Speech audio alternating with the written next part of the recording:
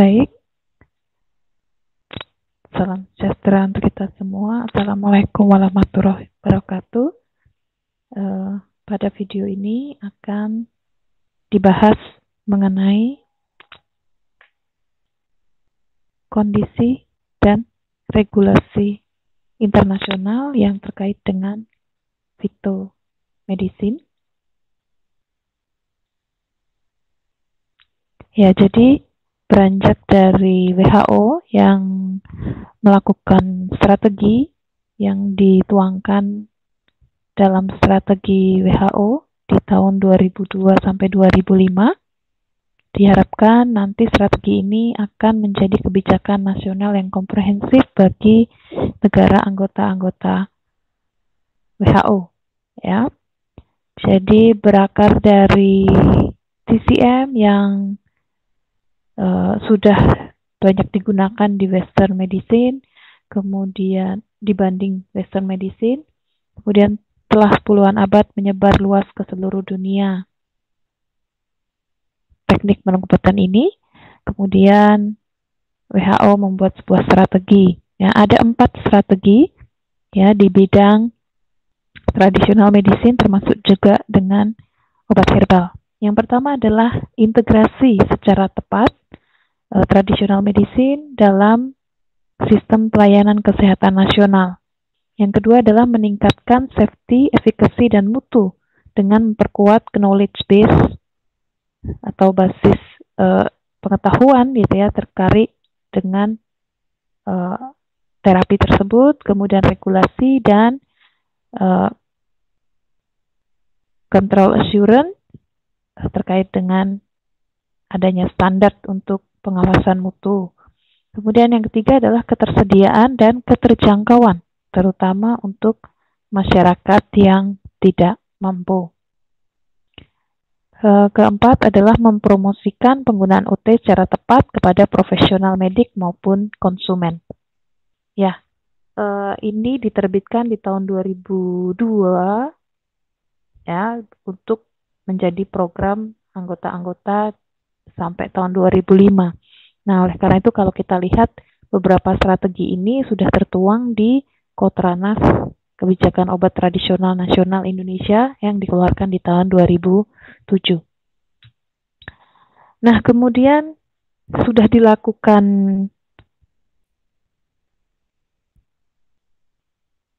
evaluasi begitu terhadap strategi ini ya. Jadi ada tantangan-tantangan yang harus dihadapi, yaitu yang pertama adalah pengembangan dan penegakan kebijakan dan peraturan, kemudian tantangan untuk melakukan integrasi ya dengan mengidentifikasi atau mengevaluasi strategi dan kriteria untuk mengintegrasikan tradisional medicine ke dalam pelayanan kesehatan nasional primer dan nasional.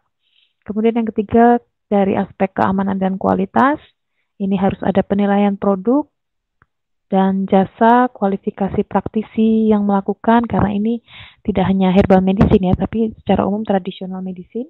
Kemudian metodologi dan kriteria evaluasi efikasinya. Kemudian kemampuan untuk mengendalikan dan mengatur tradisional medicine dan complementary terkait dengan iklan dan klaim. Jadi jangan sampai ada klaim indikasi yang berlebihan begitu ya, justru akan menyesatkan masyarakat. Kemudian yang kelima penelitian dan pengembangan, keenam pendidikan dan pelatihan praktisi tradisional and complementary medicine.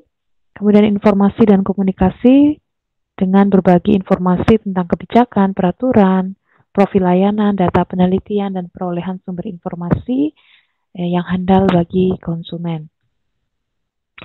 Nah, dari evaluasi tersebut, maka disusun strategi WHO 2014 sampai 2023. Ya, jadi strateginya kalau tadi ada 4 poin, sekarang disederhanakan menjadi 3 poin, tapi kalimatnya lebih panjang.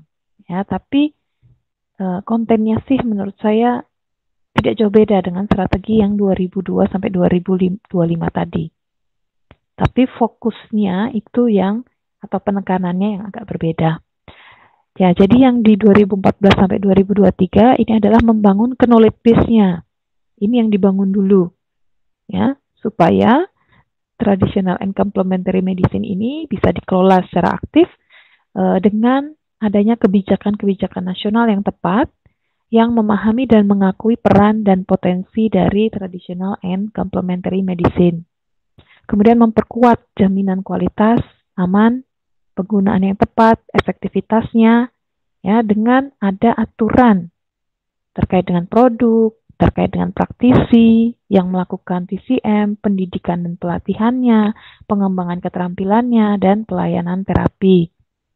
Kemudian yang ketiga adalah mempromosikan cakupan kesehatan universal dengan melakukan integrasi TCM ke layanan kesehatan dan perawatan diri kesehatan, ya, dengan memanfaatkan potensi-potensi kontribusi untuk meningkatkan pelayanan kesehatan dan hasil kesehatan, dan dengan memastikan pengguna dapat membuat pilihan informasi tentang perawatan diri kesehatan. Oke, jadi sebenarnya kata kuncinya itu adalah membangun knowledge, menguatkan jaminan kualitas aman dan efektif, kemudian mempromosikan, ya, cakupan TCM ini dengan melakukan integrasi ke pelayanan kesehatan. Nah, cara untuk melakukan 3 ini masing-masing tadi sudah didetilkan di masing-masing strategi itu.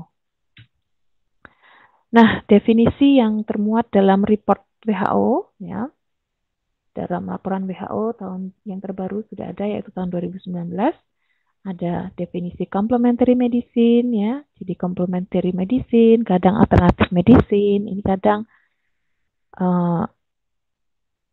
masing-masing negara, ya, yang menyebutnya, mau menyebut complementary atau alternatif medicine seperti itu. Ya, kadang digunakan berbarengan gitu ya dengan istilah traditional medicine di beberapa negara juga. Ya, tapi sebenarnya ada perbedaan, ya,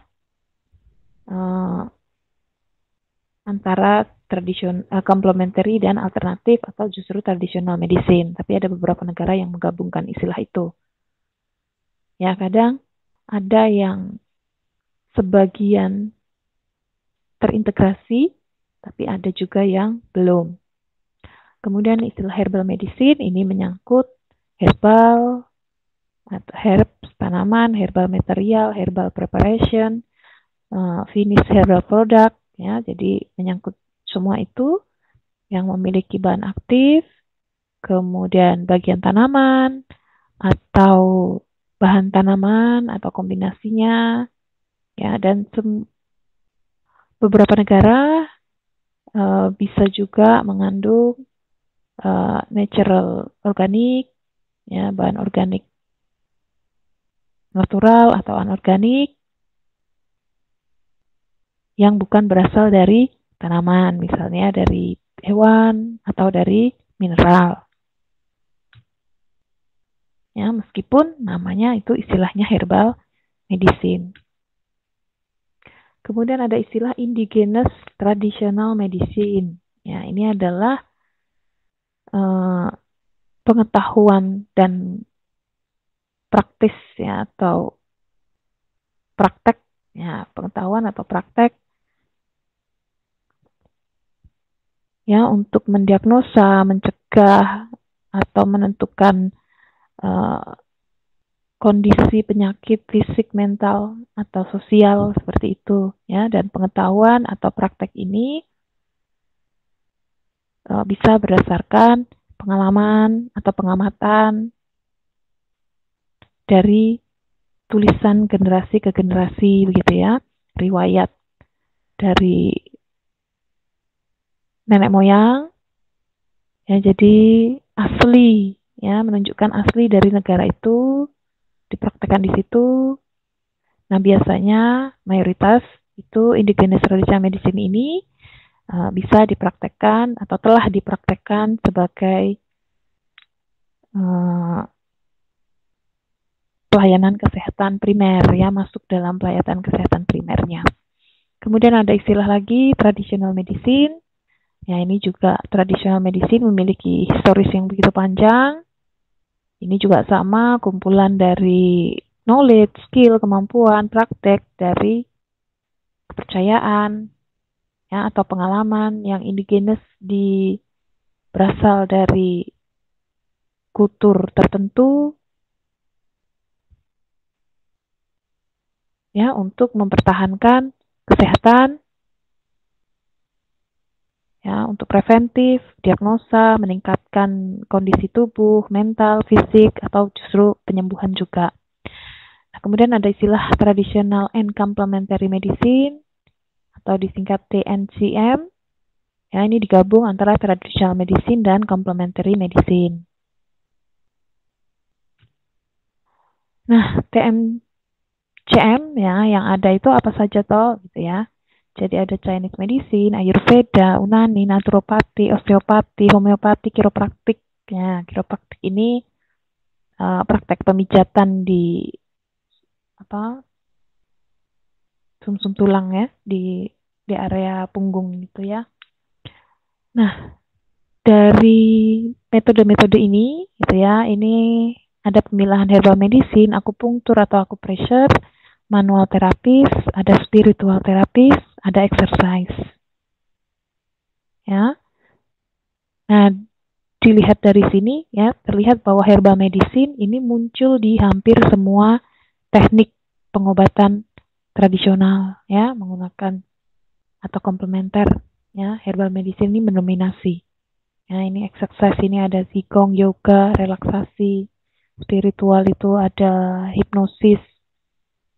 Ya, Chinese medicine-nya pun juga ada, Ayurveda juga ada ya, aspek spiritualnya dan lain sebagainya. Nah, ini beberapa tipe TNCM yang ada di negara-negara WHO. Ya, di tahun ada akupunktur, ini yang paling banyak ya dipraktekkan di beberapa negara.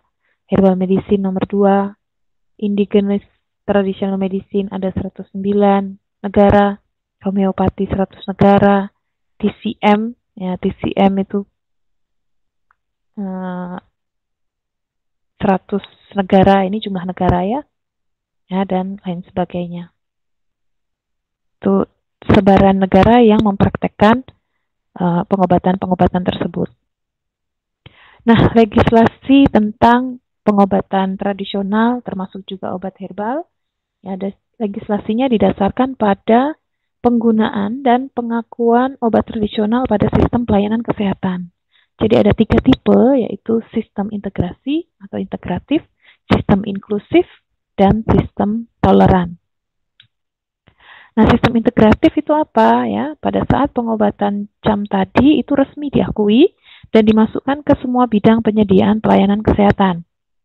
Kemudian TNCAM termasuk dalam kebijakan obat nasional, penyedia dan produk yang terdaftar dan diatur, terapi ada di rumah sakit dan klinik, baik negeri maupun swasta, pengobatan diganti dengan asuransi, penelitian yang relevan dilakukan, pendidikan tersedia.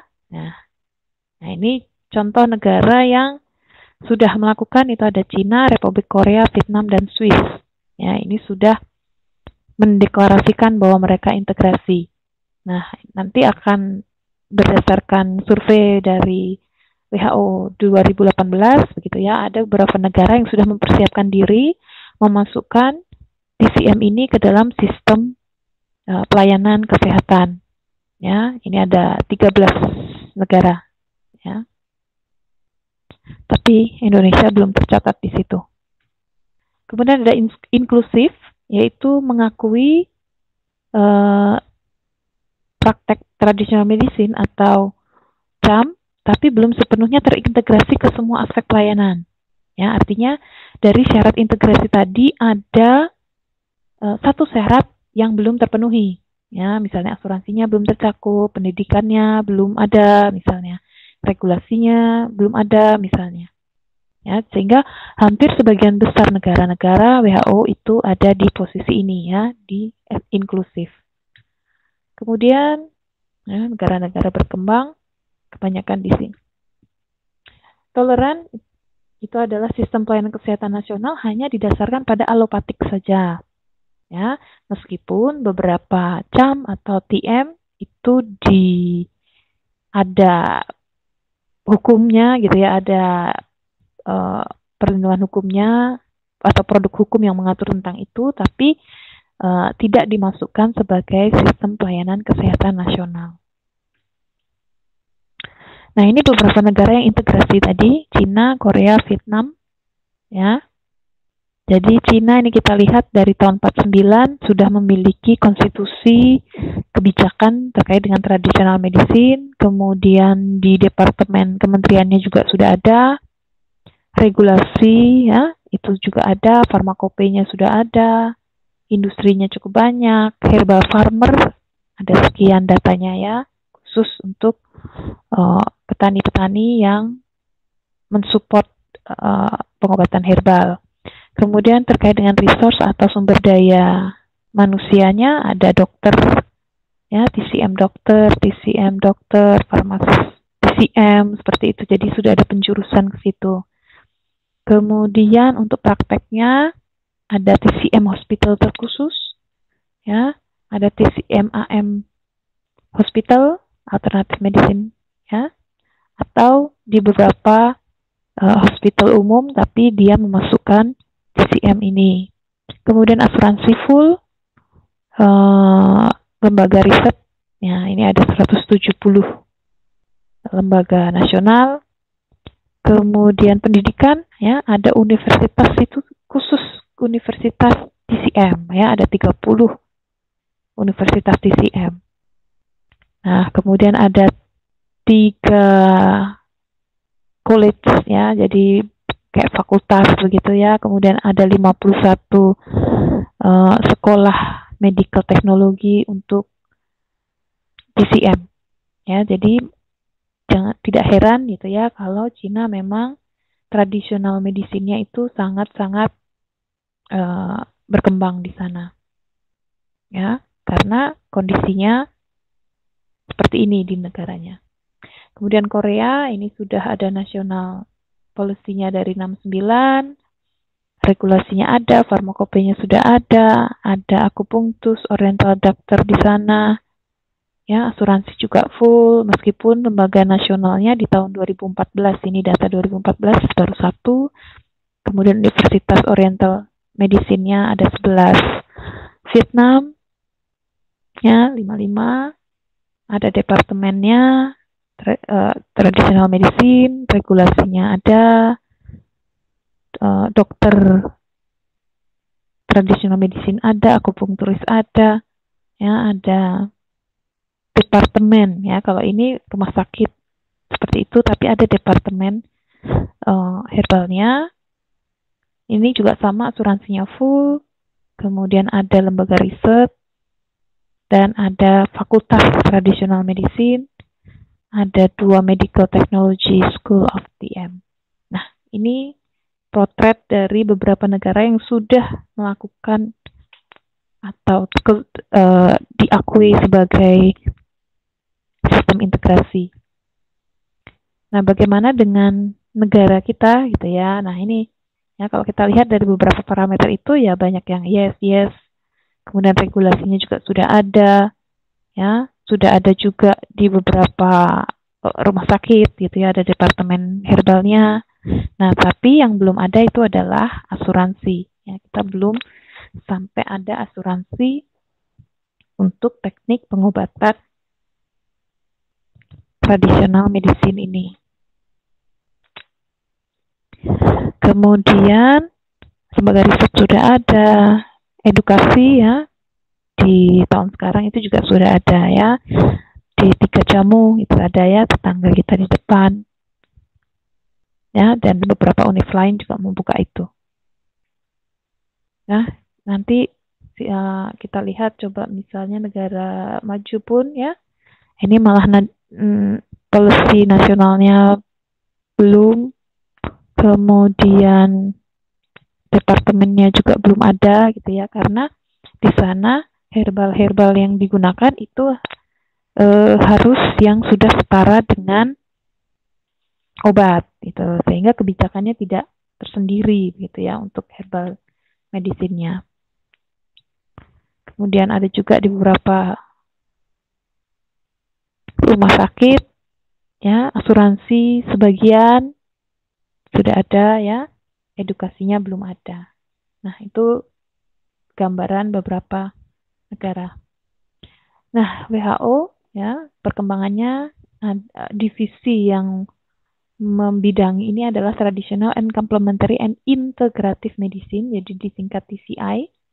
Kemudian WHO juga sudah menerbitkan beberapa pedoman-pedoman, ada WHO Guidelines for the Assessment of the Herbal Medicine, kemudian WHO Pani Guideline for Selecting Marker, Guideline Good Agriculture and Collection Practice for Medicinal Plant, Guideline Good Herbal Processing Practice for Herbal Medicine, kemudian Guideline Safety Monitoring, ada GMP-nya, ada Guideline Methodology on Research and Evaluation of Traditional Medicine. Ya. Kemudian ada Guideline GMP, tadi sudah ada ya. Quality Control Method for Medicinal Plant Material. Selain itu juga mengeluarkan ada monograph Selected Medicinal Plant, ya, beberapa tanamannya. Ada juga yang tanaman yang termuat di farmakope kita, ya. Jadi di buku ini, monograf ini, ya, ada spesifikasi berkaitan dengan jaminan kualitasnya, misalnya ciri botaninya, distribusinya, tes identitas kemurniannya bagaimana, penetapan kadar senyawa aktif atau kandungan utamanya bagaimana. Kemudian ada resume, kemudian bagaimana penggunaannya, ya, dari ada manfaat klinisnya atau tidak, kontraindikasi, dosis, ya, efek samping juga, ya, di buku Monograph on Selected Medicinal Plant. Nah, perkembangan terbaru gitu ya. Ini mau dibuat sebuah farmakope herbal internasional, ya, atau disingkat dengan EHP. Ya, ini tujuannya adalah membuat sebuah formula secara internasional terkait dengan standar, ya, mengadaptasi dan mengharmonisasikan dari monografi selected yang sudah dikeluarkan, ya. Kemudian maksudnya yang sudah diterbitkan, gitu, yang sudah diterbitkan oleh WHO sebelumnya, memberikan kontribusi untuk penjaminan safety and quality pada herbal product di pasaran global, kemudian menyediakan standar, ya, standar untuk anggota negara, terutama yang tidak memiliki farmakope herbal seperti itu, ya, supaya bisa memformulasikan standarisasi mereka dengan mengadopsi IHP ini, ya, untuk penjaminan mutu kualitas. Nah, ini masih proses, ya, karena ini di-publish di November tahun lalu. Kemudian WHO sudah mengeluarkan Global Report on Traditional and Complementary Medicine di tahun 2019. Nah, ringkasannya demikian terkait dengan pendataan national policy, law or regulation-nya, national program-nya ada apa enggak, kemudian perkantoran secara nasional, kementerian misalnya ada atau tidak, expert komite-nya ada atau tidak, riset, ya, institusi risetnya terkait dengan TCM ada apa enggak, regulasi herbal medicine, registrasi herbal medicine, kemudian populasi penggunaan traditional medicine.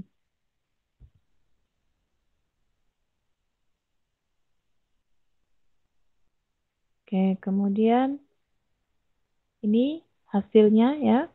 Kalau kita lihat, ini adalah jumlah negara anggota di masing-masing benua, kemudian ini negara totalnya. Nah, kalau kita lihat di sini yang paling rendah itu adalah nomor 39 ya, secara global ya, National Research Institute for Traditional Complementary or Herbal Medicine-nya. Nah, tapi kalau kita melihat ini ya, Asia Tenggara, yang sekarang jumlahnya 11 ya, ketambahan Timor Leste, beberapa parameter kita mengungguli dibandingkan benua yang lain. Ya, ini misalnya national policy 91%, berarti hanya satu negara saja palingnya yang tidak ini ya, yang tidak ada national policy-nya. Nah, ini wajar ya, karena kita negara anggotanya kan cuma 11, dibandingkan yang lain itu sampai 47, itu akan lebih susah mengharmonisasikannya ya. Dengan negara 11 negara itu tentunya akan jauh lebih mudah untuk membuat kesepakatan-kesepakatan atau harmonisasi. Ya, law regulation ini ada 82%, kita yang tertinggi yang tertinggi Afrika sih ya. Tadi bawahnya. Kemudian 91% ini yang mengungguli. Nah, risetnya juga secara persentase lebih banyak. Kemudian regulasi dan registrasi. Ya, ini juga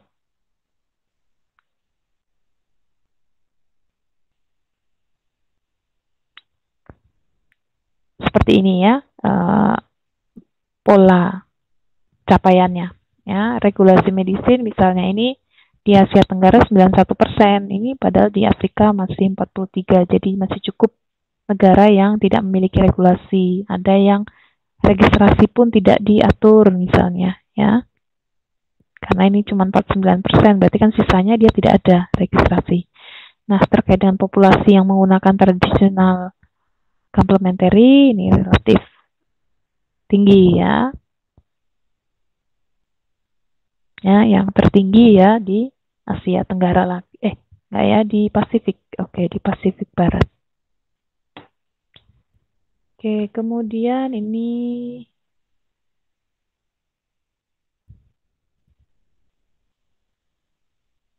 ya, perkembangan beberapa negara terkait dengan national policy dari tahun pendataan 99, 2005, 2012, 2018 meningkat seperti itu. Kemudian ini aspek dari national policy-nya. Ya, tipenya ya, ada yang termuat di luar national policy, tapi ada yang terintegrasi. Nah, ini ada 32 negara, ada yang di luar kebijakan TCM-nya, itu di luar kebijakan nasional, itu ada 36. Oke, kemudian ini program nasional terkait dengan traditional complementer juga meningkat. Ini bagaimana hukum dan regulasi juga terjadi peningkatan.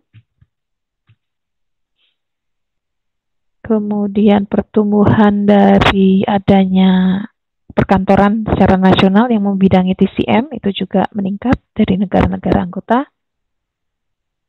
Ini peningkatan institusi ya untuk melakukan riset, ini juga terjadi peningkatan.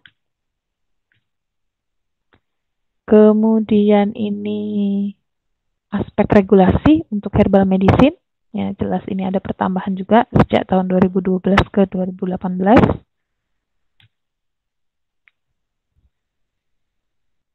Kalau ini tipenya ya, jadi ada yang some regulation as conventional pharmaceutical, kemudian ada exclusive regulation for herbal medicine, jadi terpisah gitu ya kebijakannya. Kemudian regulasi herbal medicine is partly the same as for conventional pharmaceutical. Ya, jadi sama seperti regulasi atau bagian ya, sebagai bagian dari conventional pharmaceutical.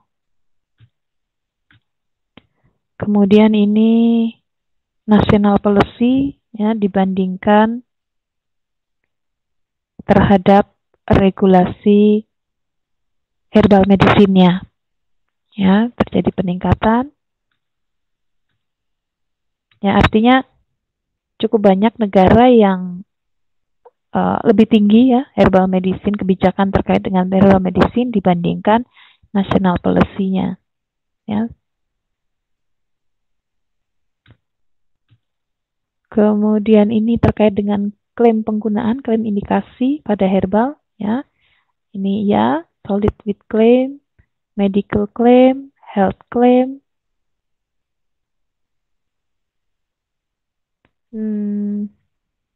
nutrient content claim,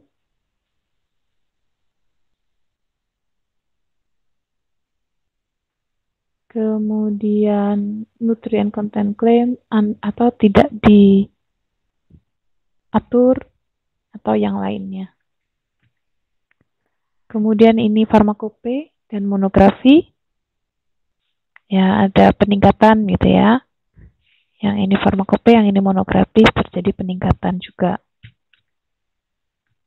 Nah, upaya peningkatan itu tentu ya, karena adanya strategi WHO tadi ya, ada target-target tertentu untuk meningkatkan ini. Ini adalah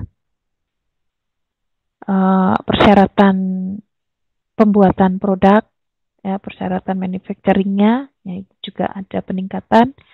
Negara anggota yang memberlakukan. Ini adalah persyaratan safety, ya, persyaratan penentuan keamanan dari herbal medicine. Nah, ini juga ada peningkatan. Ya, same requirement as conventional pharmaceutical. Jadi persyaratannya sama dengan pengobatan konvensional, ya, pengobatan dengan zat kimia itu ya, dengan senyawa sintetis misalnya, atau special regulatory requirement ya. Jadi ada peraturan yang berbeda gitu ya dari konvensional pharmaceutical. Ya, misalnya ini traditional use without demonstrate harmful effect, atau adanya reference to document scientific research in similar product on other. Ya, kemudian ini terkait dengan safety, ya ada beberapa istilah ya, exclusive safety requirement, kemudian ada yang harus traditional use without demonstrate harmful effect yang memadai. Nah, ini lebih banyak yang ini ya.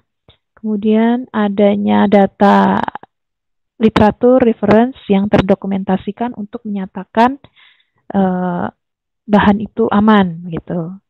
Jadi ada beberapa negara yang memperlakukan itu. Jadi intinya adalah persyaratan untuk menentukan keamanan dari produk gitu ya. Ada yang tidak mensyaratkan gitu, ada yang harus berdasarkan penggunaan tradisionalnya menyatakan itu tidak berbahaya, gitu ya. Atau ada juga negara yang yang harus ada data dulu gitu ya, ada data referensi yang terdokumentasi baru tanaman itu bisa dianggap aman. Ada atau yang 17 adalah persyaratan lain. Nah, kemudian untuk registrasi ini juga terjadi peningkatan yang memberlakukan sistem registrasi untuk produk-produk herbal medicine. Ini adalah market surveillance system untuk menentukan safety dari herbal medicine. Ya, jadi ada pengawasan setelah pemasaran. Nah, ini ada meningkat jadi 84 negara yang memberlakukan. Nah, ini adalah metode penjualan dari herbal medicine ya. Jadi ini ada yang dijual di farmasi sebagai obat resep ya. Ini ada 71 negara yang menyatakan demikian. Ada di farmasis tapi tidak diresepkan atau self medication atau OTC ya, ini lebih banyak. Ini termasuk Indonesia ya. Ada yang di daerah sini juga. Kemudian di outlet-outlet yang lain yang tanpa prescription, ya tanpa resep, self medikasi, OTC, tapi belinya bukan di farmasis begitu, tapi di counter yang lain. Kemudian di special outlet, misalnya di herbal medicine store, di TNCM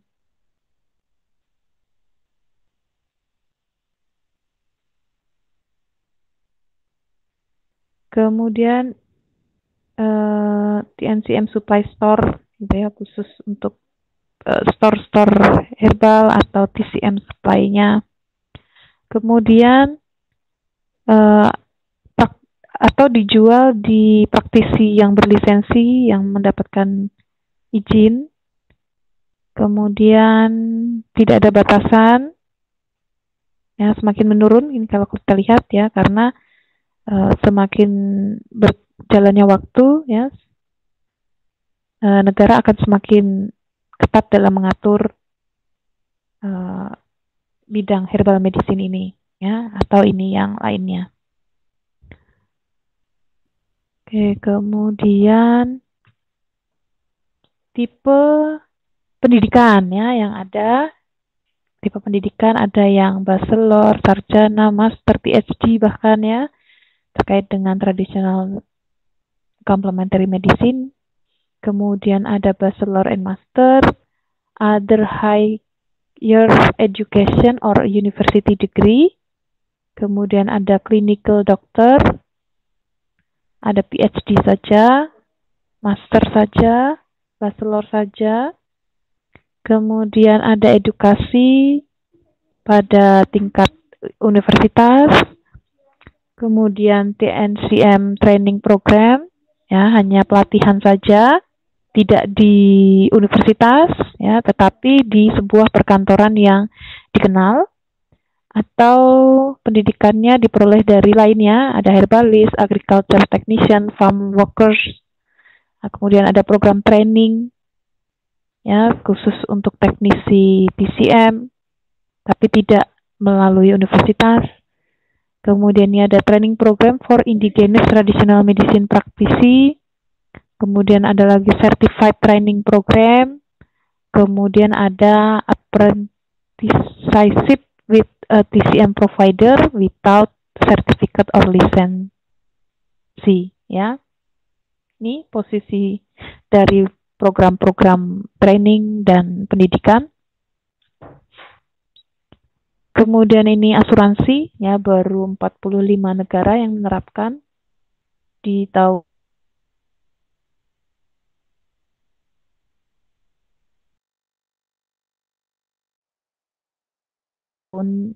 pendataan 2018.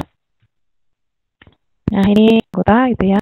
Ada indigenous traditional medicine, ada 15 negara, akupunktur ada 20 negara, Ayurveda ada yang mengasuransikan juga ada 5 negara, kiropraktik, herbal medicine ada 16 negara, homeopatik, naturopatik, osteopati, TCM, ya, Unani atau yang lainnya, dan ini terasuransikan. Kemudian ini adalah dari hasil pendataan tadi gitu ya, untuk pengembangan selanjutnya untuk mencapai strategi 2023 itu, maka dilakukan pendataan sebenarnya tantangannya apa atau apa yang harus dibantu oleh WHO untuk mengembangkan itu ya. Nah, ini general technical guidance ya, harus ada guidance untuk penelitian terkait dengan traditional medicine and charm. Ya, kemudian sharing informasi terkait dengan regulasi, provision of research database, ya, jadi pembuatan database hasil-hasil riset. Kemudian yang dibutuhkan juga seminar workshop terkait dengan national capacity building and safety monitoring of herbal medicine. Ya, ini kalau kita lihat yang tertinggi yang dibutuhkan begitu ya, berdasarkan biru tua itu kan grid need gitu ya. Kalau ini beberapa butuh gitu, yang biru muda, kalau yang ini tidak dibutuhkan, tidak, negara merasa tidak membutuhkan gitu ya yang menjawab ini. Tapi sebagian besar urutannya seperti ini. Ya, nanti bisa dibaca lagi lebih detail. Kemudian kesulitan negara anggota ya untuk beberapa strategi-strategi ini di tahun 2012 datanya. Nah, ini yang terbaru di tahun 2018 masih sama, yaitu lack of research data, ini sama ya. Kemudian di tahun 2018 ini ketambahan nih, lack of financial support for research in TCM. Ya, ini tidak muncul di tahun 2012, tapi di tahun 2018 dimunculkan.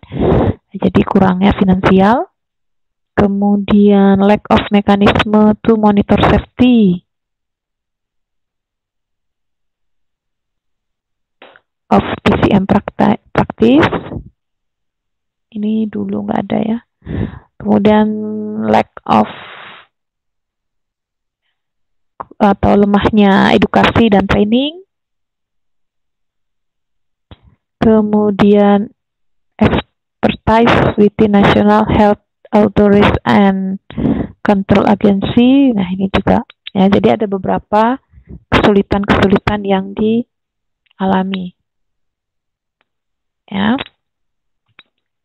Nah, kategori herbal dalam regulasi itu ada beberapa, bisa prescription medicine, bisa OTC, bisa self medication only, ada dietary supplement, ada health food, ada functional food gitu ya, yang berisi produk herbal atau yang lainnya jika negara itu menerapkan tertentu. Nah, ini secara persentase ya, lebih banyak yang OTC dan self medikasi di negara-negara anggota WHO. Kemudian klasifikasi herbal ada kategori 1, 2, 3, 4. Kategori 1 itu indigenous herbal medicine, kategori 2 herbal medicine in system, ketiga modified herbal medicine, yang keempat adalah imported product with a herbal medicine base. Jadi yang produk dari luar begitu ya. Kalau yang pertama itu memang asli dari negara ya, ini kan berdasarkan dari asal herbal tersebut, evolusinya, kemudian bagaimana bentuk dari penggunaannya ya. Jadi indigenous itu berarti asli, herbal medicine in system berarti sudah tersistem tapi tidak asli begitu ya, tapi sudah banyak digunakan gitu ya. Kemudian modified ya, ada modifikasi herbal medicine. Jadi mungkin indigenous tapi ada modifikasi dalam penggunaannya gitu ya. Yang keempat adalah benar-benar dari luar. Ya, sama misalnya kita kalau di negara kita misalnya penggunaan echinacea gitu ya, itu tanaman itu dari luar gitu ya, bukan asli dari Indonesia. Terkait dengan safety ada kategori 1 sampai 3. Ya, kategori 1 itu adalah safety yang keamanan yang sudah ditetapkan karena penggunaan yang jangka panjang ya. Jadi sudah lama digunakan, tahu amannya gitu ya. Jadi artinya herbalnya sudah digunakan lama dan tidak memunculkan efek yang berbahaya. Gitu. Atau kategori kedua, safe under specific condition of use. Ya, ini biasanya kalau ada aman, tapi kalau digunakan pada kondisi-kondisi yang sesuai. Ya. Kemudian, nah biasanya ini bisa dari hasil penelitian, misalnya begitu ya. Kan itu terbatas ya di penelitian itu, tapi belum sampai safe 100% untuk semua pasien misalnya. Atau kategori yang ketiga adalah herbal medicine of uncertain safety. Jadi belum diketahui aman atau tidak. Jadi belum cukup data untuk menyimpulkan bahwa herbal tersebut aman. Sedangkan American Herbal Product Association Botanical ya membagi safety itu ke dalam 4 kelas.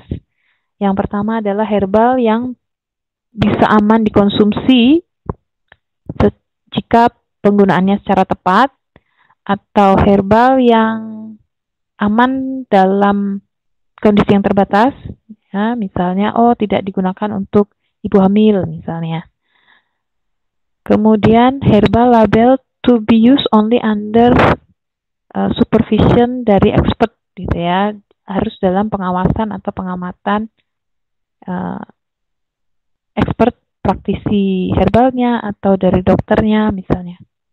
Atau yang keempat, insufficient, jadi data tidak mencukupi untuk menyimpulkan dia masuk kelas 1, 2, atau 3.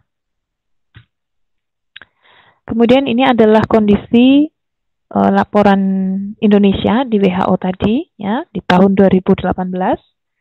Jadi melaporkan tentang national policy, ya, yang kita pamerkan ke sana itu adalah kita sudah punya Kotranas, ya, tahun 2007.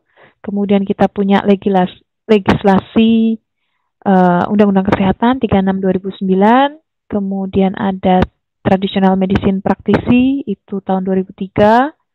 Kemudian peran dari CAM praktisi itu juga ada di tahun 2007. Kemudian akan ada draft kebijakan nasional pada praktek tradisional NCM. Kemudian under the national program, ya, program-program nasional, ya, kita punya pusat tradisional medicine pengembangan, ya, atau singkat SP3T. Ya, ini adalah pengembangan dan penerapan pengobatan tradisional, ya, yang bertanggung jawab untuk meneliti, ya, sebagai tempat optimasi, ya, di situ. Ya, ini dulu di tahun 2010 ada 12 hospital yang terlibat di sini. Kalau National Research and Development sudah ada dari tahun 80-an. Development Standard for Quality Herbal Medicine, ya, farmakope herbal sudah ada sejak tahun 2008. Ya, tentang SP3, nah ini ya. Ini adalah suatu wadah untuk mengkaji penelitian atau pengujian pendidikan pelatihan pelayanan pengobatan tradisional sebelum pengobatan tersebut diterapkan secara luas di masyarakat atau sebelum diintegrasikan ke dalam jaringan pelayanan kesehatan. Nah, tugasnya adalah melakukan penapisan atau pemilahan dan mengkaji, meneliti, menguji pengobatannya itu benar-benar bisa diterapkan atau tidak. Kemudian menyelenggarakan pelatihan-pelatihan, ya, yang sudah terbukti manfaat dan keamanannya. Kemudian menyelenggarakan pelayanan pengobatan tradisional yang sudah terbukti sebagai percontohan, ya, misalnya yang masih baru begitu, diterapkan dulu di situ. Kalau memang aman dan punya aktivitas, baru dipublish untuk masyarakat luas kalau mau menjadi atau mau menerapkan. Selain itu juga menyelenggarakan uji klinis atau uji penerapan obat tradisional yang potensial untuk menjadi fitofarmaka. Ini tugas dari SP3, ya, sentra P3T.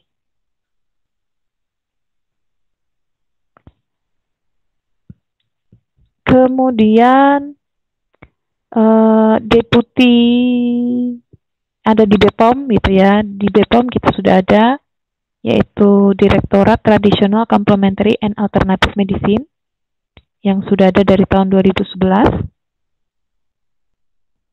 Kemudian a National Working Group juga ada, ya, kelompok-kelompok kerja nasional sudah dibentuk dari tahun 91 dan rutin mengadakan pertemuan-pertemuan.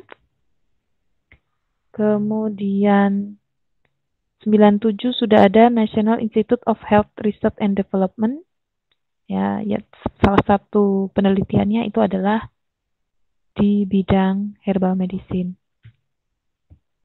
Tentang herbal medicine, there is a regulation, ada ya regulasinya di tahun 2004-2005. Ya, herbal medicine dikategorikan non-prescription medicine and herbal medicine. They are sold with medical claim and health claim.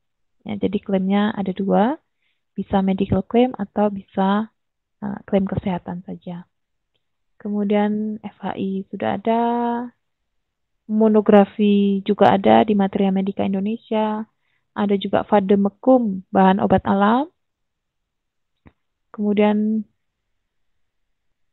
WHO Monograph on Selected Medicinal Plant digunakan dan is legally binding. Oke, jadi Monograph on Selected Medicinal Plant itu bisa dipakai di negara kita. Kemudian GMP juga ya, terkait dengan herbal medicine. Kemudian safety requirement for herbal medicine are the same as that the conventional pharmaceutical. Tradisional penggunaan yang tidak berbahaya ya bisa dilanjutkan. Kemudian ada market surveillance system. Kemudian di tahun 2010 herbal medicine ada 13 ribuan. Ya tadi ya dijual sebagai non-prescription, self-medication atau OTC center, OTC medicine. Bisa di apotek atau di outlet-outlet yang lain. Atau di special outlet khusus. Atau di praktisi yang berlisensi. Tentang edukasi dan health insurance. Ya tahun 2010. Ya, ada 40-59 populasi yang menggunakan tradisional medicine dan herbal. Ada akupunktur dan lain sebagainya. Kemudian regulasi terkait dengan indigenous TM. Ada 4 tipe tradisional medicine. Akupunktur, chiropraktik, dan herbal medicine. Kemudian ada praktek publik, ya, praktek secara umum begitu. Kemudian ada yang private sector juga, klinik dan rumah sakit.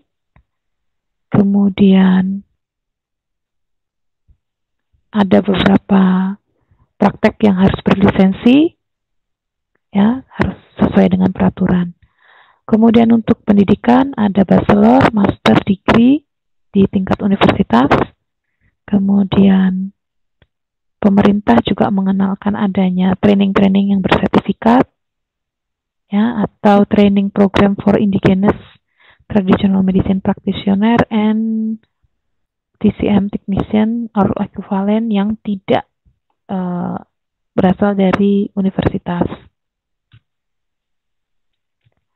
Demikian gambaran kondisi internasional terkait dengan tradisional medicine.